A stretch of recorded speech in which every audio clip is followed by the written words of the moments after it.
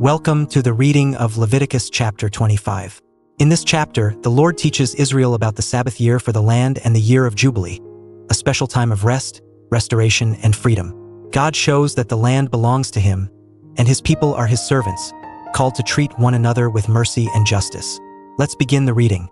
The Lord said to Moses on Mount Sinai, "Speak to the children of Israel and tell them, when you come into the land which I give you, then the land shall keep a Sabbath to the Lord. You shall sow your field 6 years, and you shall prune your vineyard 6 years, and gather in its fruits. But in the 7th year there shall be a Sabbath of solemn rest for the land, a Sabbath to the Lord. You shall not sow your field or prune your vineyard. What grows of itself in your harvest you shall not reap, and you shall not gather the grapes of your undressed vine. It shall be a year of solemn rest for the land.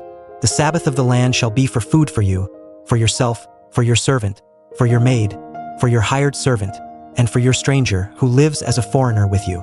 For your livestock also, and for the animals that are in your land, shall all its increase be for food.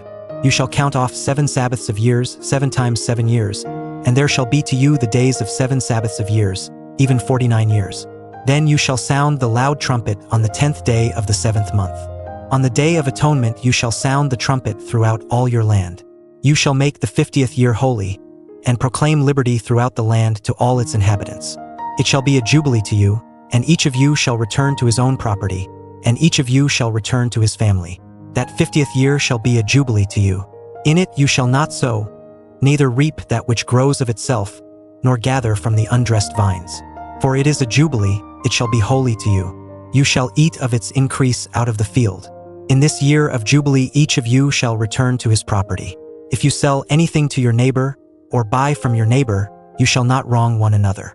According to the number of years after the Jubilee you shall buy from your neighbor. According to the number of years of the crops he shall sell to you.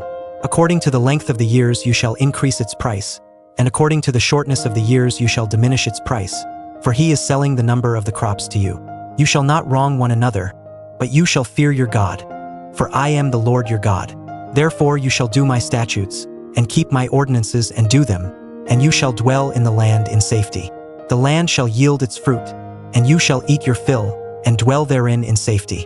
If you said, what shall we eat the 7th year? Behold, we shall not sow, nor gather in our increase. Then I will command my blessing on you in the 6th year, and it shall bear fruit for the 3 years. You shall sow the 8th year, and eat of the fruits from the old store until the 9th year. Until its fruits come in, you shall eat the old store. The land shall not be sold in perpetuity, for the land is mine, for you are strangers and live as foreigners with me. In all the land of your possession you shall grant a redemption for the land. If your brother becomes poor and sells some of his possessions, then his kinsman who is next to him shall come, and redeem that which his brother has sold.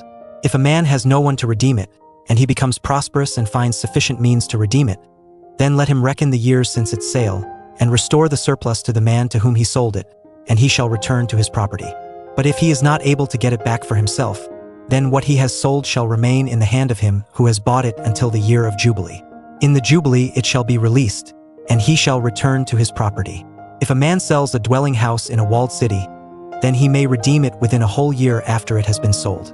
For a full year he shall have the right of redemption. If it is not redeemed within the space of a full year, then the house that is in the walled city shall be made sure in perpetuity to him who bought it throughout his generations. It shall not be released in the Jubilee. But the houses of the villages which have no wall around them shall be accounted for with the fields of the country. They may be redeemed, and they shall be released in the Jubilee. Nevertheless, in the cities of the Levites may redeem the houses in the cities of their possession at any time. The Levites may redeem the house that was sold, and the city of his possession, and it shall be released in the Jubilee, for the houses of the cities of the Levites are their possession among the children of Israel. But the field of the pasture lands of their cities may not be sold, for it is their perpetual possession.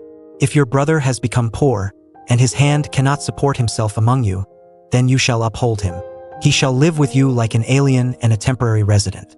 Take no interest from him or profit, but fear your God, that your brother may live among you. You shall not lend him your money at interest, nor give him your food for profit. I am the Lord your God, who brought you out of the land of Egypt, to give you the land of Canaan, and to be your God. If your brother has grown poor among you, and sells himself to you, you shall not make him to serve as a slave, as a hired servant, and as a temporary resident he shall be with you, he shall serve with you until the year of Jubilee. Then he shall go out from you, he and his children with him, and shall return to his own family, and to the possession of his fathers. For they are my servants, whom I brought out of the land of Egypt. They shall not be sold as slaves. You shall not rule over him with harshness, but shall fear your God. As for your male and your female slaves, whom you may have from the nations that are around you, from them you may buy male and female slaves. Moreover, of the children of the aliens who live among you, of them you may buy, and of their families who are with you, which they have conceived in your land, and they will be your property. You may make them an inheritance for your children after you, to hold for a possession. Of them you may take your slaves forever, but over your brothers the children of Israel you shall not rule, one over another with harshness. If an alien or temporary resident with you becomes rich, and your brother beside him has grown poor, and sells himself to the stranger or foreigner living among you, or to a member of the stranger's family, after he is sold he may be redeemed.